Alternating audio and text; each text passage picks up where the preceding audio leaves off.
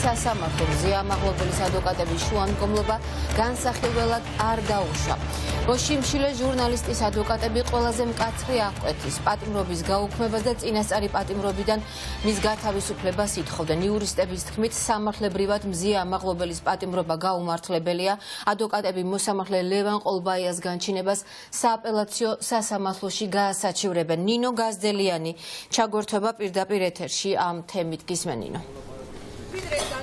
გახდებოდა ცნობილი, ადვოკატები ამბობდნენ და ახლაც იგივე პოზიციაზე რჩებიან, რომ არანაირი საფუძველი არ არსებობს იმისათვის, რომ თავის დროზე მოსამართლეს აღკვეთის ღონისძიების ყველაზე მკაცრი ფორმა პატიმრობა შეეფარდებინა. გარდა ამისა, გამოიკვეთა ახალი გარემოებები, მათ შორის ის, რომ ბრალდების მხარის ყველა მოწმე, რომლებიც არიან პოლიციელები, გამოკითხულია და შესაბამისად ასევე ესეც იყო კიდევ ერთი მნიშვნელოვანი ფაქტორი, რის გამოც მოსამართლეს შეეძლო გაეთვალისწინებინა, რაც შეიძლებოდა, რომ გაეთვალისწინებინა და აღკვეთის ღონისძიების სახით შეფარდებული პატიმრობა გაეუქმებინა, თუმცა უკვე ცნობილია, რომ ბათუმის საქალაქო სასამართლომ ეს ნაბიჯი არ გადადგა, შესაბამისად შეფარდებული პატიმრობა კვლავ ძალაში რჩება. ამ გადაწყვეტილებას არ ეთანხმებიან უფლებადამცველები და ისინი აპირებენ, რომ ის გაასაჩივრონ. ცოტა ხნის წინ გამოვიდა კლინიკა ვივამედიდან მისი ერთ-ერთი ადვოკატი, მზიამაღლობელის უფლებადამცველი, რომელმაც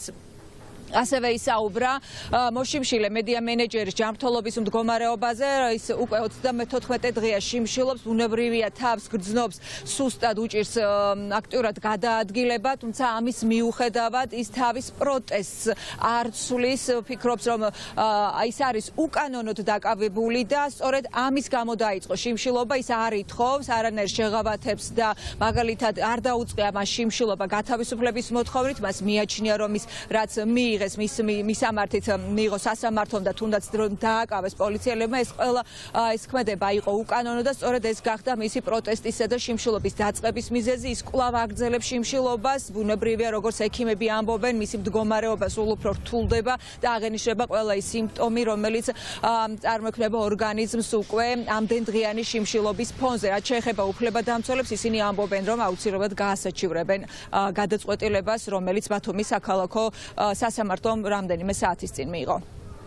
სასამართლო კვლავ გავლენებს დაექვემდებარა და მისი ეს გადაწყვეტილება სრულიად პოლიტიკურია, გამოიყენება რეპრესიული წესით ქალბატონი მზიას წინააღმდეგ. ჩვენ აუცილებლად გავასაჩივრებთ აღნიშნულ გადაწყვეტილებას, მიუხედავად იმისა, რომ სასამართლო ყოველდღიურზე პოლიტიკურია და ობიექტურ გადაწყვეტილებას არ იღებს, ჩვენ მაინც სამართლებრივი ბრძოლის ყველა გზას ამოვჭირებთ. მდგომარეობა იქიდან გამომდინარე, რომ 34 დღე უკვე შიმშილობს ქალბატონი მზია არის, რა თქმა უნდა, დასუსტებული, არის შენელებული, თუმცა ახლაც როგორც წინა შემთხვევებში იგი ყოველდღიურზე გთხოვს ჩვენ იმას, რომ არ ვისაუბროთ მისი ჯანმრთელობის მდგომარეობაზე და წინა პლანზე არ იყო წარმოწეული მის ჯანმრთელობის მდგომარეობა და მას ამის შიმშილობის გამო როგორც თავადამოს არ ჭირდება არანაირი რაღაც ბენეფიტები თუ იმასთან შებრალება. აღკვეთის ღონისძიების გამოყენების წინაპირობები არ არსებობდა ამ საქმეზე, მაგრამ არსებული პრაქტიკის გათვალისწინებით კიდევ ეს ალტერნატივაც ჰქონდა მოსამართლეს და შეეძლო გირაო გამოიყენებინა, მან არც გირაო არ გამოიყენა ყველაზე მკაცრი აღკვეთის ღონისძიება პატიმრობა და ეს იყო სრულიად უსაფუძვლო და უკვე გამოძიებამაც დაადასტურა ამ დრომ ერთ თვეზე მეტმა დრომ პერიოდმა დაადასტურა, რომ აღკვეთის ღონისძიების გამოყენების არანაირი საფუძველი არ არსებობდა არც მაშინ, როცა ეს მოსამართლემ გამოიყენა, მაგრამ ახლა, როცა წინა სასამართლოს ხდომამდე დარჩენილია სულ რამდენიმე დღე, 4 მარტს არის ჩანიშნული წინა სასამართლოს ხდომა, მით უმეტეს ამ აღკვეთის ღონისძიების გამოყენების საფუძველი აღარ არსებობს, იმიტომ რომ გამოძიებას უკვე შესრულებული აქვს მოქმედებები, რის გამოც ითხოვდა ის აღკვეთის ღონისძიების სახით პატიმრობის გამოყენებას. ადვოკატმა მოიპოვა სისხლის სამართლის მასალები და დეტალურად შეისწავლა და გაიარა იქ და ძალიან ბევრი ნაკლი და ასე ვთქვათ გადაცდომა არასწორი ჩანაწერი აღმოაჩინა, ტყუილი აღმოაჩინა, ტყუილი, სამარცხვინო ტყუილი, საქმის შეთითხოვნის კვალი აღმოაჩინა და ამის გამო, ასე ვთქვათ, შეიტანა, რომ შეეცვალათ ეს გადაწყვეტილება სასამართლოს, მაგრამ სასამართლომ არ მიიღო. მე რაღაცნაირად შთაბეჭდილება მრჩება, რომ ეს არაფრის გამთვალისწინებელი არ არის ეს სასამართლო და გადაწყვეტილი აქვს, რომ მზია ამაღლობელი დასაჯონ ძალიან მაქსიმალური ზომა მისცენ, რაც კი შეიძლება, რასაც კი ითვალისწინებს კანონი და ვფიქრობ, რომ ასეთ რაღაცა მთელი პროტესტის და მთელი კრიტიკული მედიის ჯავრი ამოიყარონ ახლა ამ ერთ ადამიანზე. კიდევ ერთი ადამიანი, რომელიც ქვეყანაში შექმნილი ვითარების გამო, პროტესტის გამო შიმშილობს და ასე გამოხატავს თავის დამოკიდებულებას, ეს არის თემურ ქათამაძე, რომელსაც საზოგადოება იცნობს როგორც ბათუმელი მედროშის სახელით. 29 დღე არის ის უკვე შიმშილობს, მას აღენიშნება წონის მნიშვნელოვანი კლება, თავს გრძნობს ძალიან სუსტად, თუმცა ამის მიუხედავად უარს ამბობს კლინიკაში გადაყვანაზე და მას დროებით მოთავსების იზოლატორში მეთვალყურეობენ ექიმები.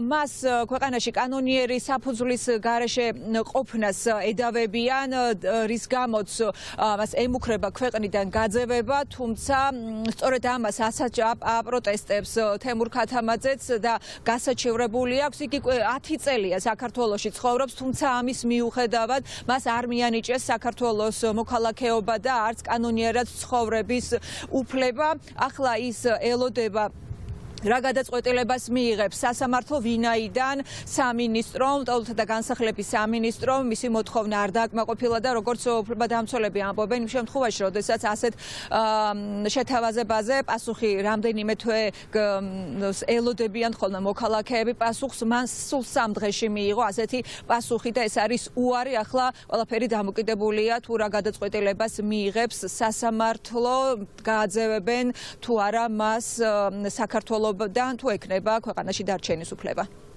მას ედავებიან ქვეყანაში კანონიერი საფუძვლის გარეშე ყოფნას, რაც სამართლებრივი შედეგის სახით იწვევს პირის ქვეყნიდან გაძევებას, თუმცა მან დროებით მოთავსების ცენტრში უკვე მიმართა ლტოლვილის და ჰუმანიტარული სტატუსის მინიჭების მოთხოვნით სამინისტროს და სწორედ ამ საკითხზე საბოლოო გადაწყვეტილების მიღებამდე შეჩერებული არის მისი ქვეყნიდან გაძევების საკითხის განხილვა. მას სამინისტრომ უკვე უარი უთხრა ლტოლვილის ან ჰუმანიტარული სტატუსის მინიჭების თაობაზე 3 დღის ვადაში, აღსანიშნავია ესეც, რადგან კანონმდებლობით 6 თვიანი ვადა არის განსაზღვრული ამ საკითხზე გადაწყვეტილების მისაღებად, ხოლო დაჩქარებულ შემთხვევაში 1 თვის ვადაში მიიღება. თუმცა მას 3 დღეში ეთქვა უარი ლტოლვილის და ჰუმანიტარული სტატუსის მინიჭების თაობაზე და აღნიშნული გადაწყვეტილების გასაჩივრებას უკვე გეგმავს სასამართლოში. სანამ სასამართლოს საბოლოო გადაწყვეტილება არ იქნება, იმასთან დაკავშირებით უნდა მიენიჭოს თუ არა თემურ ქათამაძეს ლტოლვილის ან ჰუმანიტარული სტატუსი, მისი გაძევების საკითხის განხილვა ამ ეტაპზე შეჩერებულია და შესაბამისად ის რჩება შინაგან საქმეთა სამინისტროს მიგრაციის დეპარტამენტის დროებით მოთავსების ცენტრში. თემურ ქათამაძის საქართველოში დატოვების თუ გაძევების საკითხს საბოლოოდ უკვე სასამართლო გადაწყვეტს, ჯერჯერობით უცნობი არის თუ როდის გახდება მისი ეს გადაწყვეტილება ცნობილი, ის აგრძელებს შიმშილობას, ისევე როგორც მზია ამაღლობელი, რომელიც უკვე 34 დღეა პროტესტის ამ უკიდურეს ფორმას მიმართავს, ის ისევ რჩება კლინიკაში, მიუხედავად იმისა, რომ ის ითხოვდა საპატიმროში და გადაყვანას, ვინაიდან ექიმებს მიაჩნიათ, რომ ციხის პირობებში მისი მდგომარეობის მქონე პატიმრის მართვა ძალიან რთული იქნება, ვინაიდან ყოველწუთს არის შესაძლებელი, რომ მისი მდგომარეობა კიდევ უფრო დამძიმდებს სწორედ ამდენხნიანი შიმშილობის ფონზე. მისი სასამართლო კი 4 მარტს არის დანიშნული, პროცესი კიდევ ერთხელ გადაიხედება და იმსჯელებენ აღკვეთის ღონისძიების სახით შეფარდებული პატიმრობის საკითხს და ასევე გაგრძელდება სისხლის სამართლებრივ დევნაზე მსჯელობა და მტკიცებულებების გამოკვლევა.